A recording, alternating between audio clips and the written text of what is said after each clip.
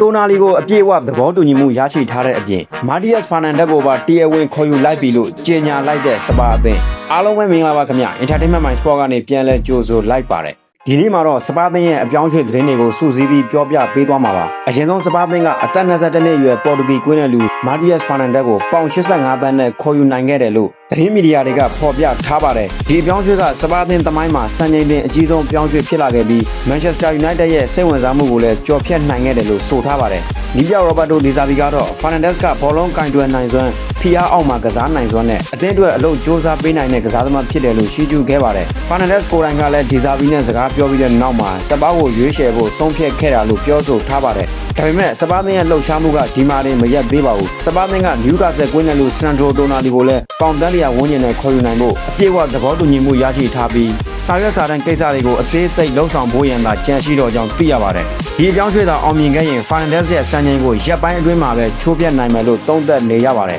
ဒါလည်းမကသေးပါဘူးစပါးသင်းကနောက်ထပ်တိုက်စစ်ကစားသမား2ယောက်ကိုလည်းပြစ်မှတ်ထားနေပါတယ်ပထမတစ်ယောက်ကတော့ဘုံမောက်လူငယ်တိုက်စစ်မှုဂျူနီယာခရိုပီဖြစ်ပြီးပေါင်သန်း80ကျော်ပေးရနိုင်တယ်လို့သတင်းတွေကဆိုပါတယ်အာဆင်နယ်နဲ့ PSG တို့ကလည်းစိတ်ဝင်စားနေပေမဲ့စပါးကအပြိုင်ကြိုးစားနေရလို့ဖော်ပြထားပါတယ်အကယ်၍ခရိုပီကိုမရခဲ့ရင်တော့ AC Milan သင်းရဲ့တောင်ပံကစားသမား Rafaelio ဘက်ကိုလှည့်သွားနိုင်တယ်လို့တချို့ report တွေမှာတော့ဖော်ပြထားပါတယ် Rafaelio ရဲ့စာချုပ်သက်တမ်းကလည်းတစ်နှစ်ပဲကျန်တော့တာကြောင့် AC Milan ဘက်ကဈေးညီနိုင်ဖို့အဆင်သင့်ရှိနေတယ်လို့ team talk မှာရေးသားထားပါတယ်လက်ရှိအချိန်မှာတော့ Fernandes ရဲ့အပြောင်းအရွှေ့အကြောင်းကိုသာတရားဝင်ကြေညာထားပြီးတိုနာလီအတွက်ကတော့စာရွက်စာတမ်းကိစ္စအပြီးသတ်ဖို့ဆွေးနွေးနေပြီးမကြာမီရက်ပိုင်းတွင်းမှာကြေညာဖို့ရှိနေပါတယ်